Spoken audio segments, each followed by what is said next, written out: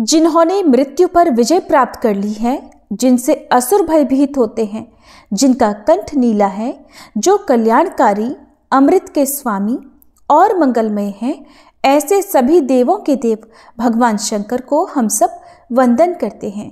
हर हर महादेव, जय भोलेनाथ। आप सभी पर महादेव का आशीर्वाद सदैव बना रहे। भगवान शिव की महिमा अनंत है। जो भक्त श्रद्धा से उनकी कथा सुनते हैं, उनके जीवन में सुख समृद्धि आती है। सोमवार व्रत कथा के श्रवण से मनोवांछित फल की प्राप्ति होती है।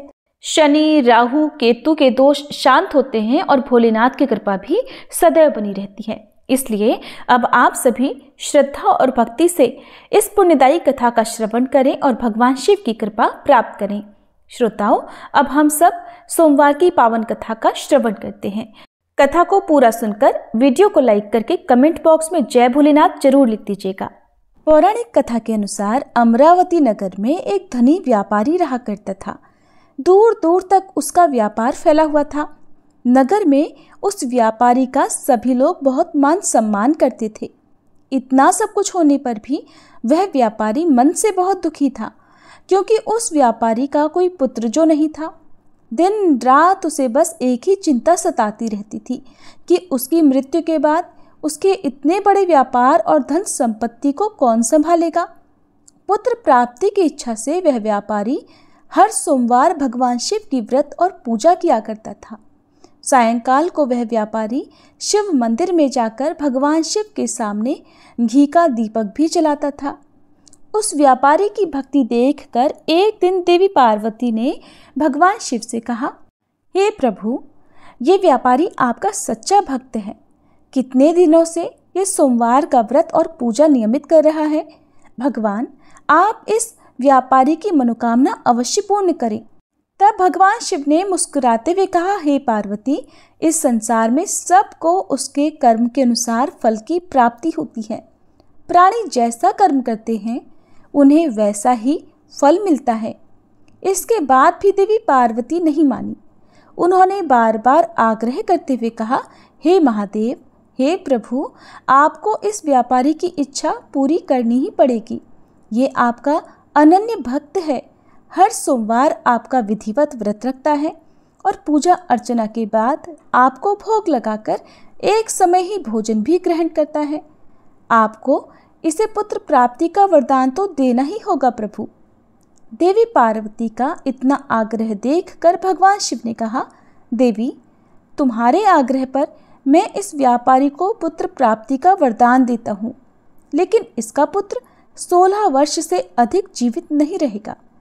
उसी रात भगवान शिव ने स्वप्न में उस व्यापारी को दर्शन देकर उसे पुत्र प्राप्ति का वरदान दिया और उसके पुत्र के 16 वर्ष तक जीवित रहने की बात भी बताई। भगवान के वरदान से उस व्यापारी को खुशी तो हुई, लेकिन पुत्र की अल्पायु की चिंता ने उस खुशी को नष्ट कर दिया। व्यापारी अब भी पहले की तरह सोमवार का विधिवत व्रत करता रहा। कुछ महीने पश्चात उसके घर एक बहुत ही सुंदर पुत्र उत्पन्न हुआ। पुत्र जन्म से व्यापारी के घर में खुशियां भर गई। बहुत धूमधाम से पुत्र जन्म का समारोह मनाया गया। व्यापारी को पुत्र जन्म की अधिक खुशी नहीं हुई, क्योंकि उसे पुत्र की अल्पायु के रहस्य का पता था, लेकिन ये रहस्य घर में किसी और को मालूम नहीं था। विद्वान ब्राह्मणों ने उस पुत्र का नाम अमर रखा। जब अमर 12 वर्ष का हुआ तो शिक्षा के लिए उसे वाराणसी भेजने का निश्चय किया गया। व्यापारी ने अमर के मामा दीपचंद को बुलाया और कहा कि अमर को शिक्षा प्राप्त करने के लिए वाराणसी छोड़कर आओ। अमर अब अपने मामा के साथ शिक्षा प्राप्त करने के लिए चल दिया। रास्ते में जहाँ भी अमर और दीपचंद रात्रि विश्राम के लिए ठहरते, वहीं यज्ञ करते और ब्राह्मणों को भोजन भी कराते थे। लंबी यात्रा के बाद अमर और दीपचंद एक नगर में पहुंचे। उस नगर के राजा की कन्या के विवाह की खुशी में पूरे नगर को सजाया गया था। निश्चित समय पर बारात आ गई, लेकिन वर का पिता अपने बेटे के एक आंख से काना होने के कारण बहुत चिंतित था। उसे इस बात का भय सता रहा था कि राजा को इस बात का पता चलने पर कहीं वह विवाह से इनकार न कर दे, इससे उसकी बदनामी होगी। वर के पिता ने अमर को देखा तो उसके मस्तिष्क में एक विचार आया। उसने सोचा, क्यों न इस लड़के को दुल्हा बनाकर राजकुमारी से विवाह करा दूं। विवाह के बाद इसको धन देकर विदा कर दूंगा और राजकुमारी को अपने नगर में ले जाऊंगा। वर के पिता ने इस संबंध में अमर और दीपचंद से बात की। दीपचंद ने धन मिलने के लालच में वर के पिता की बात स्वीकार कर ली और अमर को दूल्हे के वस्त्र पहनाकर राजकुमारी चंद्रिका से विवाह करा दिया गया। राजा ने बहुत सा धन देकर राजकुमारी को विदा किया। अमर जब लौट रहा था तो सच नहीं छिपा सका और उसने राजकुमारी के दुपट्टे पर लिख दिया, राजकुमारी चंद्रिका, तुम्हारा विवाह तो मेरे साथ हुआ था। मैं तो वाराणसी में शिक्षा प्राप्त करने जा रहा हूँ। अब तुम्हें जिस नवयुवक की पत्नी बनना पड़ेगा वह कान्हा है। जब राजकुमारी ने अपने दुपट्टे पर लिखा हुआ पढ़ा तो उसने काने लड़के के साथ जाने से इनकार कर दिया। राजा ने सब बातें जानकर राजकुमारी को महल में रख लिया। उधर अमर अपने मामा दीपचंद के साथ वाराणसी पहुंच गया। अमर ने गुरुकुल में पढ़ना प्रारंभ कर दिया। जब अमर की आयु 16 वर्ष की हुई तो उसने एक यज्ञ किया। यज्ञ की समाप्ति पर ब्राह्मणों को भोजन कराया और खूब अन्न वस्त्र दान किए। रात को अमर अपने शयन कक्ष में सो गया। शिवजी के वरदान के अनुसार शयनावस्था में ही अमर के प्राण पखेरु उड़ गए। सूर्योदय पर मामा अमर को मृत देखकर रोने पीटने लगा। आसपास के लोग भी एकत्र होकर दुख प्रकट करने लगे। मामा के रोने विलाप करने के स्वर समीप से गुजरते हुए भगवान शिव और माता पार्वती ने भी सुने। तब माता पार्वती ने भगवान से कहा, प्राणनाथ, मुझसे इसके रोने का स्वर सहन नहीं हो रहा। आप इस व्यक्ति के कष्ट को अवश्य दूर कीजिए। भगवान शिव ने देवी पार्वती के साथ अदृश्य रूप में जाकर अमर को देखा तो पार्वती जी से बोले, देवी, ये तो उसी व्यापारी का पुत्र है जिसे मैंने 16 वर्ष की आयु का वरदान दिया था। आज इसकी आयु तो पूरी हो गई। देवी पार्वती ने फिर भगवान शिव से निवेदन किया, हे प्राणनाथ, आप इस लड़के को जीवित कर दीजिए, नहीं तो इस लड़के के माता पिता पुत्र की मृत्यु के कारण रो रो कर अपने प्राणों का त्याग कर देंगे। इस लड़के का पिता तो आपका परम भक्त है, वर्षों से सोमवार का व्रत करते हुए आपको भोग लगा रहा है। माता पार्वती के बार बार आग्रह करने पर भगवान शिव ने उस लड़के को जीवित होने का वरदान दे दिया और कुछ ही क्षणों में वह जीवित होकर उठ बैठा। फिर शिक्षा समाप्त करके अमर मामा के साथ अपने नगर की ओर चल दिया। दोनों चलते हुए उसी नगर में पहुंचे जहां अमर का विवाह हुआ था। उस नगर में भी अमर ने यज्ञ का आयोजन किया। समीप से गुजरते हुए नगर के राजा ने यज्ञ का आयोजन देखा। तब राजा ने अमर को तुरंत पहचान लिया। यज्ञ समाप्त होने पर राजा अमर और उसके मामा को महल में ले गया और कुछ दिन उन्हें महल में रखकर बहुत सारा धन वस्त्र देकर राजकुमारी के साथ विदा कर दिया। रास्ते में सुरक्षा के लिए राजा ने बहुत से सैनिकों को भी साथ भेजा। दीपचंद ने नगर में पहुंचते ही एक दूत को घर भेजकर अपने आने की सूचना भेजी। अपने बेटे अमर के जीवित वापस लौटने की सूचना से व्यापारी बहुत प्रसन्न हुआ। व्यापारी ने अपनी पत्नी के साथ स्वयं को एक कमरे में बंद कर रखा था। भूखे प्यासे रहकर व्यापारी और उसकी पत्नी बेटे की प्रतीक्षा कर रहे थे। उन्होंने प्रतिज्ञा कर रखी थी कि यदि उन्हें अपने बेटे की मृत्यु का समाचार मिला तो वे दोनों भी अपने प्राण त्याग देंगे। व्यापारी अपनी पत्नी और मित्रों के साथ नगर के द्वार पर पहुंच गया। अपने बेटे के विवाह का समाचार सुनकर पुत्र वधू राजकुमारी चंद्रिका को देखकर उसकी खुशी का ठिकाना नहीं रहा। उसी रात भगवान शिव ने व्यापारी के स्वप्न में आकर कहा, हे श्रेष्ठी, मैंने तेरे सोमवार के व्रत करने और व्रत कथा सुनने से प्रसन्न होकर तेरे पुत्र को लंबी आयु प्रदान की है। यह सुनकर व्यापारी बहुत प्रसन्न हुआ। सोमवार का व्रत करने से व्यापारी के घर में खुशियां लौट आई। शास्त्रों में लिखा है कि जो स्त्री पुरुष सोमवार का विधिवत व्रत करते और व्रत कथा सुनते हैं, उनकी सभी इच्छाएं महादेव की कृपा से पूरी हो जाती हैं। सोमवार व्रत कथा समाप्त। शिवलिंग पर जल चढ़ाने से किस फल की प्राप्ति होती है, आज आप इसी विषय में एक कथा सुनने वाले हैं। अगर आपने आज की इस कथा को सच्चे मन से पूरा सुन लिया तो भगवान भोलेनाथ के प्रति आपकी भक्ति कई गुना बढ़ जाएगी। इसलिए इस कथा को पूरे मन से सुने। कथा को पूरा सुनने से लाभ अवश्य मिलता है, लेकिन कथा को बीच में अधूरा छोड़ने से भगवान का भी अपमान होता है। इसलिए जब भी आपके पास समय हो कथा को पूरा जरूर सुनिएगा। शिव पुराण के अनुसार किसी गांव में एक गरीब ब्राह्मण अपनी पत्नी और अपने पुत्र के साथ रहा करता था। उसके पुत्र का नाम था सोमदत्त। वह गरीब बूढ़ा ब्राह्मण हर दिन नियम से भगवान शिव को जल अर्पित किया करता था, लेकिन उसकी पत्नी ब्राह्मणी को ये सब बिल्कुल भी पसंद नहीं था। दरअसल ब्राह्मणी के अब भगवान से विमुख होने का एक कारण था। पहले तो वह भगवान की भक्ति भी करती थी, सभी व्रत उपवास भी किया करती थी, लेकिन इतना सब कुछ करने के बाद भी उसकी गरीबी दूर नहीं हो पा रही थी। जब ब्राह्मण जवान था तो कहीं से कथा सुनाकर पूजा पाठ करके कुछ दक्षिणा लाता, उसी से उसका गुजारा हुआ करता था। इतना सब होने के बाद भी ब्राह्मणी इस आस में पूजा पाठ करती कि कभी ना कभी तो उसकी गरीबी दूर होगी, किंतु समय बीतने के बाद भी उसकी पूजा का, उसके किए गए उपवासों का कोई फल नहीं मिला, तो वह निराश हो गई। अब उसने भक्ति करनी छोड़ दी थी। अब तो वह ब्राह्मण भी बूढ़ा हो गया था। उसमें इतनी सामर्थ्य नहीं बची थी कि वो गांव-गांव में घूमकर कथा कराए। अब वह बीमार भी रहने लगा। घर में इकलौता वही कमाने वाला था। घर में कमाने वाला कोई और भी नहीं था। ब्राह्मण का बेटा सोमदत्त गुरुकुल में रहकर पढ़ाई किया करता था। अब तो ब्राह्मण के घर में खाने के लाले पड़ने लगे। ब्राह्मणी ने अपने मन में सोचा कि मैंने और मेरे पति ने भगवान की भक्ति में कभी कोई कमी नहीं रखी, यहाँ तक कि नियम से पूजा पाठ की, सभी व्रत उपवास रखे, इतने पर भी भगवान हम पर कभी प्रसन्न नहीं हुए।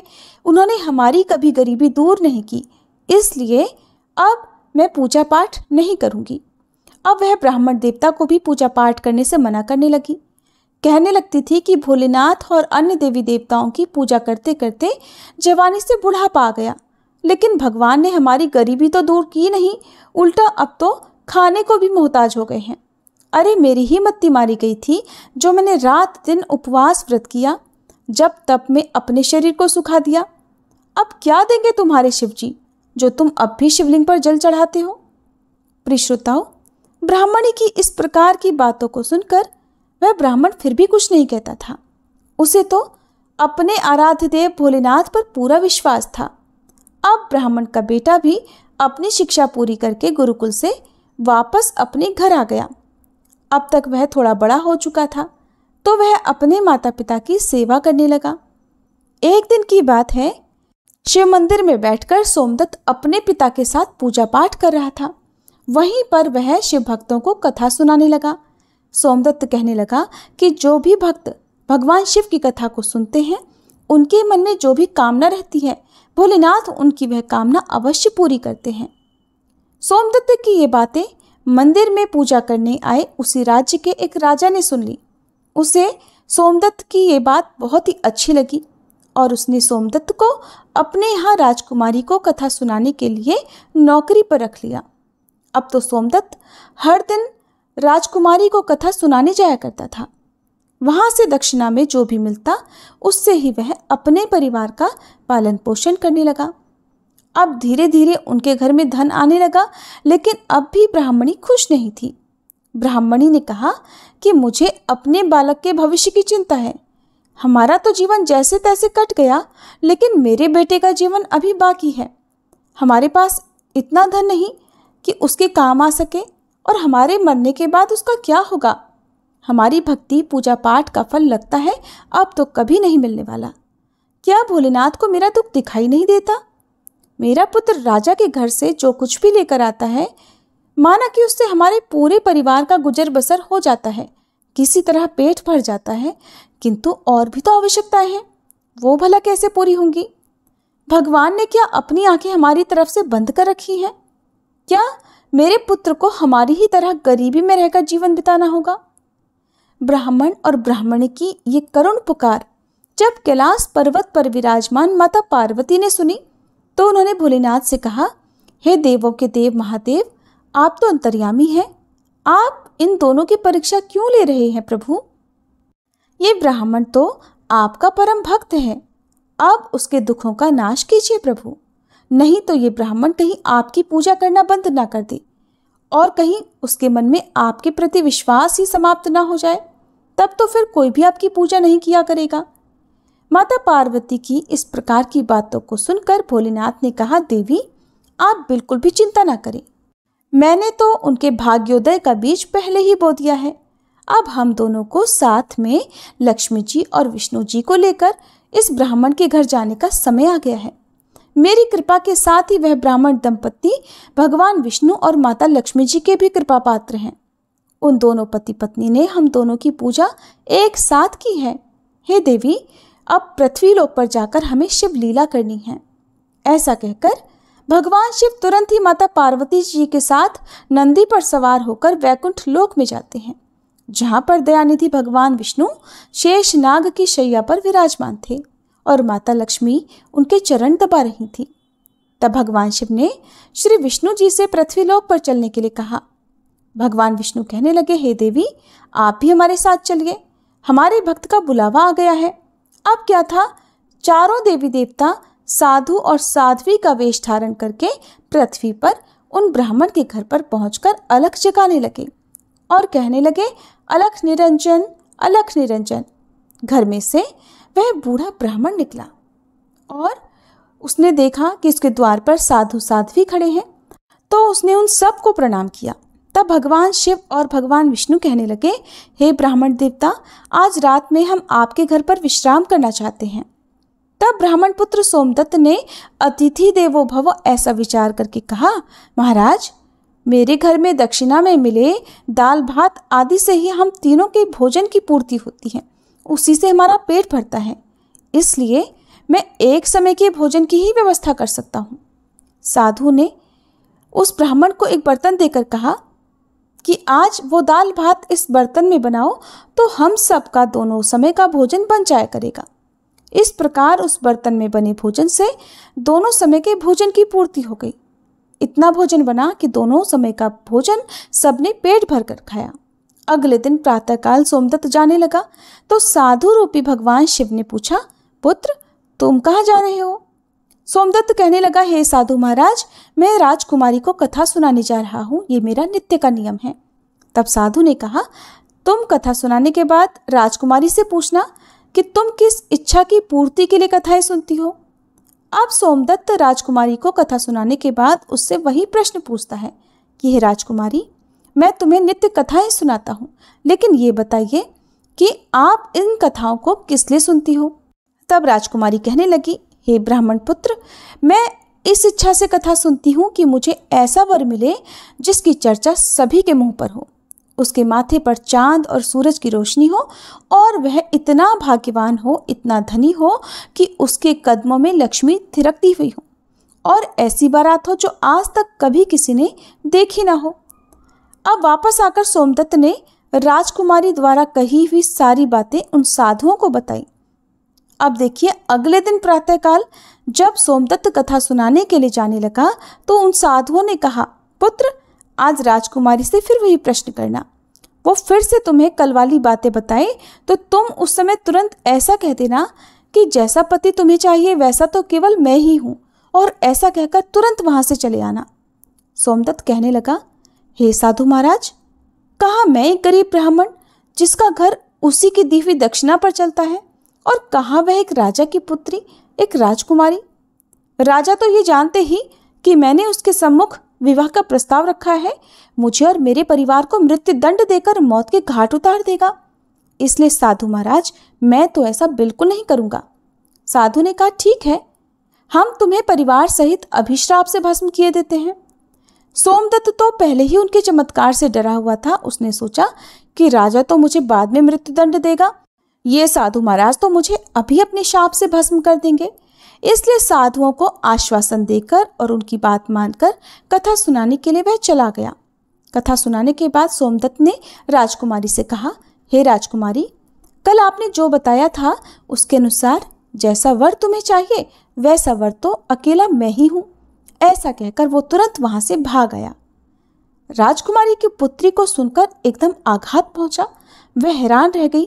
फिर उसने दासी के द्वारा अपने पिताजी को बुलाकर सारी बातें बताई। राजा ने सुना तो राजकुमारी को आश्वासन दिया कि उस उद्दंड ब्राह्मण को उसकी सजा अवश्य मिलेगी राजा ने तुरंत अपने मंत्रियों से विचार विमर्श किया। फिर एक मंत्री ने कहा कि महाराज, उसने अपराध तो फांसी दिया जाने वाला किया है, किंतु वो है तो एक ब्राह्मण। उसे फांसी देने पर आपको ब्राह्मण हत्या का पाप लगेगा। कुछ ऐसा किया जाए कि वो दंडित भी हो जाए और आपको ब्रह्म हत्या का पाप भी न लगे। तब काफी देर विचार विमर्श करने के बाद तय किया गया कि विवाह का निमंत्रण पत्र कुछ शर्तों के साथ भिजवाया जाए। राजा ने शर्तों वाला निमंत्रण पत्र लिखवाकर अपने सेवक के हाथ सोमदत्त के पिता के पास भिजवा दिया। उधर सोमदत्त ने घर पहुंचकर साधुओं को बताया कि हे साधु महाराज, जब मैंने आपकी बताई हुई बातें राजकुमारी से कही तब तो वह सुनते ही क्रोधित हो गई। अब जल्दी ही फांसी का संदेश भी पहुंचने वाला होगा। लेकिन कुछ देर बाद ही राजा का नौकर निमंत्रण पत्र लेकर वहीं पहुंच गया। तब साधुओं ने नौकर को सम्मान सहित बिठाकर सोमदत्त को निमंत्रण पत्र पढ़कर सुनाने के लिए कहा। पत्र में इस प्रकार लिखा था कि हे ब्राह्मण पुत्र, हमें तुम्हारे विवाह का प्रस्ताव मंजूर है, किंतु कुछ हमारी भी शर्तें हैं। हमारे द्वारा सभी शर्तें पूरी करने पर हम अपनी कन्या का विवाह तुम्हारे साथ कर देंगे, और अगर तुमने शर्तें पूरी ना की तो तुम्हें परिवार सहित फांसी की सजा दी जाएगी। शर्त इस प्रकार है। पहली शर्त के अनुसार बारातियों के ठहरने वाले सभी बारात घर और बनाए गए सभी तंबू बारातियों से भरे होने चाहिए। कोई भी तंबू खाली नहीं रहना चाहिए। दूसरी शर्त, बारातियों के आतिथ्य सत्कार में बनाई गई सभी खाद्य सामग्री, सभी प्रकार के पकवान उपयोग में आ जाने चाहिए, कुछ भी बचना नहीं चाहिए। तीसरी शर्त, ऐसी अद्भुत बारात आनी चाहिए जिसकी प्रशंसा हर व्यक्ति की जबान पर हो। बारात आने पर अगर कोई भी शर्त अधूरी रहेगी तो बारात में आने वाले सभी बारातियों को भी फांसी की सजा दे दी जाएगी। पत्र पढ़ते ही सोमदत्त तो डर के मारे कांपने लगा। उसे इस प्रकार डरा हुआ देखकर साधुओं ने कहा, पुत्र तुम डरो मत, नौकर को भोजन कराकर पत्र का उत्तर देकर विदा कर दो और पत्र में लिख दो कि हे महाराज, आप विवाह की तैयारियां कीजिए, हम इस दिन बारात लेकर आ रहे हैं। नौकर को भोजन में दाल भात परोसा गया। नौकर की थाली में चमत्कार से 36 प्रकार का भोजन बन गया। विदाई में साधुओं ने, जो कि साधु के वेश में स्वयं भोलेनाथ और श्री हरि विष्णु थे, उस नौकर को मुट्ठी भर धूनी की राख पत्र देकर विदा कर दिया। बाहर आकर नौकर ने मुट्ठी खोलकर देखा तो वह हैरान रह गया कि वो तो राख नहीं बल्कि हीरे मोती हैं। वो बहुत खुश हुआ। उसने जाकर राजा को वह पत्र दे दिया। राजा ने पत्र पढ़ा जिसमें उसकी सारी शर्तें स्वीकार की गई थी। अब तो राजा हैरान रह गया। सोचने लगा कि वो गरीब ब्राह्मण किसके विश्वास पर ऐसा कर रहा है। क्या कोई दुश्मन राजा उसका साथ दे रहा है? क्योंकि वो तो बहुत गरीब है। हमारी इस तरह की शर्तें तो वो कभी भी पूरी कर ही नहीं सकता। यही सोचकर राजा ने शहर के सारे बारात घर सजवा दिए और बहुत सारे तंबू लगवा दिए। राजा को विश्वास था कि अधिक आदमी ना आने के कारण वह शर्त हार जाएगा। उधर सोमदत्त अपनी बारात में चलने के लिए जिसे भी कहता वही उसे ये कहकर मना कर देता कि नहीं, तुम्हारा तो अंत समय नजदीक आ गया है और हम बारात में तुम्हारे साथ मरने के लिए भला क्यों जाए। ऐसी बात सुनकर वह बहुत परेशान हो गया। विवाह वाले दिन सोमदत्त को परेशान देखकर साधुओं ने कहा, पुत्र आज तुम्हारा विवाह है और तुम परेशान लग रहे हो। तैयार होकर चलो हमारे साथ। तुम किसी भी बात की चिंता मत करो, हम तुम्हारे साथ हैं। सोमदत्त ने अब तो भाग्य में जो लिख दिया गया है वो होकर ही रहेगा, ऐसा सोचकर वह तैयार हुआ और साधुओं के साथ चल पड़ा। इधर भगवान शिव ने भी इस बारात में चलने के लिए सभी देवताओं को मनुष्य रूप में आमंत्रित कर लिया। भूत प्रेत पिशाच और अनेक गणों को भी विवाह में सम्मिलित कर लिया, जिसके कारण सभी बारात घर और लगाए गए तंबू देखते ही देखते खचाखच भर गए। इसके बाद भी कुछ बाराती बिना तंबू के रह गए। अब राजा के पास सूचना भिजवाई गई कि बारातियों के ठहरने का और प्रबंध कराया जाए। राजा ने सुना तो सुनकर हैरान रह गया। अब उसने सोचा कि कहाँ से इतने बाराती आ गए हैं, चलकर देखना चाहिए कि वास्तव में है क्या बात। फिर क्या था, राजा तुरंत वहां पहुंचा। राजा को आया देखकर भगवान शिव ने शुक्र और शनि जी को बच्चे के रूप में बनाकर भूख के कारण रुला दिया। राजा ने 2 छोटे बालकों को रोते हुए देखा तो पूछा कि ये बालक क्यों रो रहे हैं। साधु बने शिव जी ने कहा कि महाराज इन्हें बहुत जोर से भूख लगी है। अब राजा ने उन बच्चों को भोजन कराने के लिए भेज दिया। कुछ समय के बाद राजा के कर्मचारी ने आकर बताया कि महाराज वे दोनों बालक तो सारा का सारा भोजन खा गए और फिर भी भूख भूख से चिल्ला रहे हैं और रो रहे हैं। ये बात सुनते ही राजा तो बड़ा परेशान हुआ। अब उसने अपना घमंड त्याग कर उन साधुओं के सामने नतमस्तक होकर कहा, हे साधु महाराज, अब तो मेरी लाज आपके हाथ में है। साधुओं ने कहा, महाराज कोई बात नहीं, सब कुछ ठीक हो जाएगा। तुम घर जाकर बारात की अगवानी की तैयारी करो। तुम बारात के स्वागत की तैयारी धूमधाम से करो। राजा ने शहर को बहुत ही सुंदर तरीके से सजवाया। जगह जगह झालरों से पूरा शहर एक दुल्हन की तरह जगमग करने लगा। सोमदत्त भी विवाह की पोशाक में एक राजकुमार की तरह बहुत सुंदर दिखाई दे रहा था। शाम के समय उसे एक सुंदर दिव्य रथ में बिठाया गया। रथ के आगे नगाड़े और ढोल वाले झूम रहे थे, नाच रहे थे। दूल्हे के मस्तक पर चेहरे को चांद और सूरज से सजाया गया था। बाराती हाथों में मुद्राएं लेकर एक दूसरे पर न्यौछावर करके इधर उधर उड़ा रहे थे। बारात के इस अद्भुत दृश्य को देखकर सभी लोग आपस में कहने लगे, इस ब्राह्मण के भाग्य को तो देखो, इसके मस्तक के चेहरे में चांद सूरज और फिर चारों तरफ से इस प्रकार धन लक्ष्मी को उड़ा रहा है मानो किसी बड़े राजा की बारात निकल रही हो।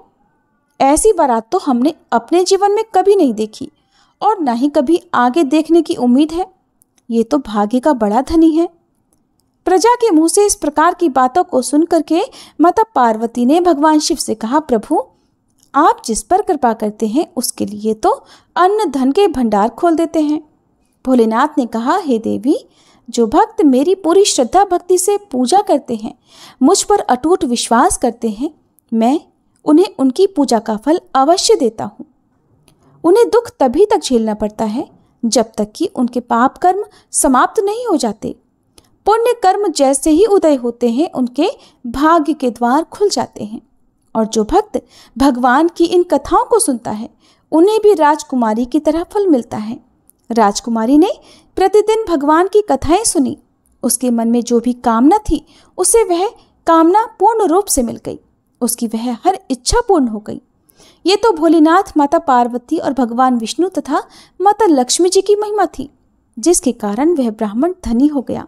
उसका घर महल की तरह सुंदर हो गया। उसके घर में अब किसी भी बात की कोई कमी नहीं थी। अब ब्राह्मणी ने भी फिर से भगवान की पूजा अर्चना शुरू कर दी और खूब दान दक्षिणा देना शुरू कर दिया। अब तो वह भी हर दिन प्रेम से भगवान की कथाओं को सुनती और दूसरों को सुनाया करती थी। प्रेम से बोलिए, श्री लक्ष्मी नारायण भगवान की जय, भोले शंकर भगवान की जय, माता पार्वती की जय।